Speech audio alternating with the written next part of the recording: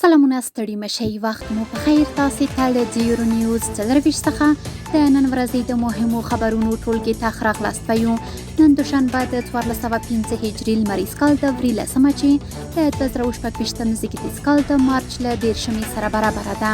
تاسې ته له زیرو نیوز 24 څخه هیواد مهم خبرونه وړاندې کوم، خو په سر کې د مهمو خبرونو سرټکي.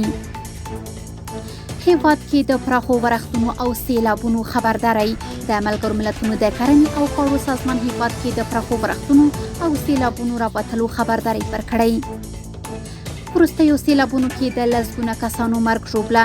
د وروستیو سختو ورښتونو او سیلابونو له امله لږ تر لږه 28 کسانو خپل ژوند له لاسه ورکړی. او د کانونو او پټرولیم وزارت ویلي چې د ټاپي پروژې چارې په چټکتیا سره روانې دي.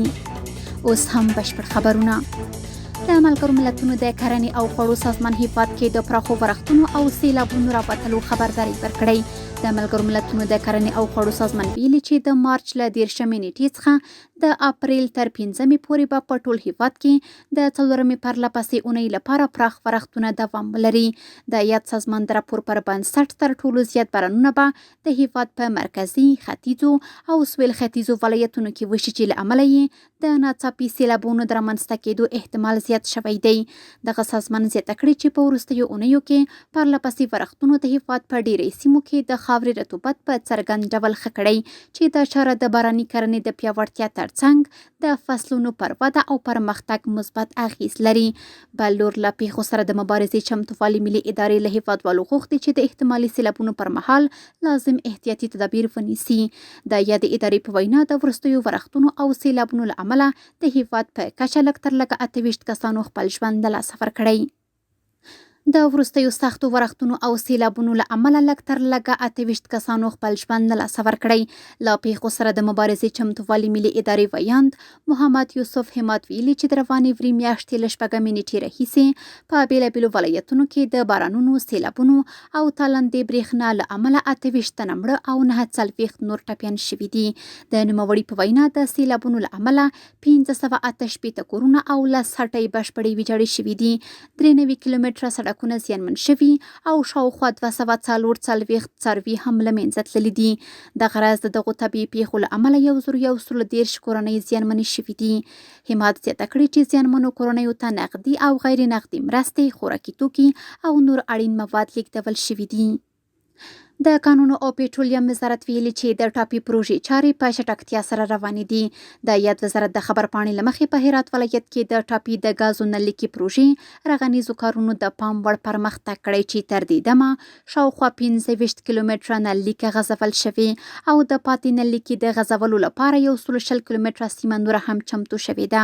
د کانونو او پټرولیم وزارت د معلوماتو له مخې د پروژې سیمې ته نوې نلیکې او تخنیکي تجهیزات د لیږد په حال کې دي چې دا به د کارونو په چټکتیا کې مهم رول ولوبوي. تمه ده چې د روان میلادي کال تر پایه د هرات اړوند پروژې 153 کیلومتره برخه بشپړه شي. ټاپي پروژه چې د سیمې له مهمو اقتصادي پروژو څخه ګڼل کیږي، د انرژۍ د لیږد ترڅنګ د اقتصادي ودې او سیمه ییزو همکاریو په پیاوړتیا کې هم مهم رول لري. تیر کال 2 میلیونه او څه باندې 28,000 الکترونیکي پیژندپاڼې ویشل شوي دي.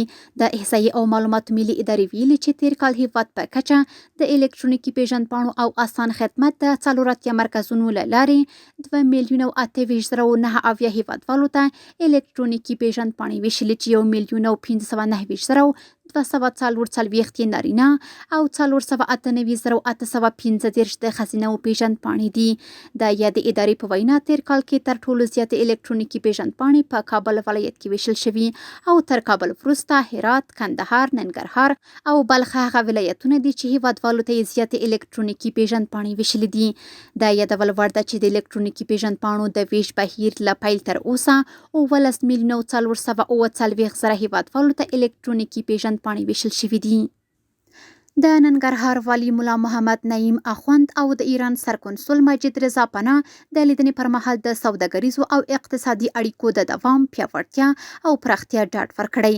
د دې لیدنې پر مهال د افغاني او ایراني توکو د نندارتون په جوړېدو، د سوداګرو او نورو قشرونو د اړیکو پر پراختیا، د کرنې او مالدارۍ سکتور په پیاوړي کولو، د روغتیايي سکتور ظرفیت لوړونې او نورو برخو کې په ګډو هڅو خبرې شوي او د همکاریو ډاډ ورکړل شوی. دغه راز د دواړو هیوادونو په یو شمېر سیاسي، ډیپلوماټیکو موضوعاتو او مشترکاتو هم خبرې شوي او پر دوه اړخیزه همکاریو ټینګار شوی. او وروستی خبر همدا چې آریانا د کابل اسلام آباد ترمنځ الوتنې زیاتوي. د آریانا افغان هوایي شرکت ویلي چې د مسافرینو د غوښتنو او اړتیاو په اساس غواړي راتلونکې اونۍ د کابل او اسلام آباد ترمنځ خپلې الوتنې زیاتې کړي. د یاد شرکت په وینا له دې وړاندې آریانا هره اونۍ له کابل څخه اسلام آباد ته 2 الوتنې ترسره کولې، خو د راتلونکې اونۍ څخه به د کابل اسلام آباد د پروازونو کچه 3 تل لوړه شي چې په یکشنبه، سه شنبه او پنجشنبه په منظم ډول ترسره کیږي. د آریانا افغان هوایي شرکت زیاته کړې چې د کابل اسلام آباد د الوتنو د شمیر زیاتوالی به د دواړو هیوادونو ترمنځ د تګ راتګ اسانتیاوې لا پراخې کړي. کورني خبرونه هم دومره و. د بهرنیو او سپورتي خبرونو لپاره زموږ پاڼې وڅارئ په خپل رسنیو باندې فیسبوک، انسټاګرام، ایکس یا پخوانی ټویټر، یوټیوب او ټیک ټاک زموږ خبرونې خوښې او موږ تعقیب کړئ. ادرس یې 0 نیوز 24 ترسبنۍ خبرونې. د الله پامان.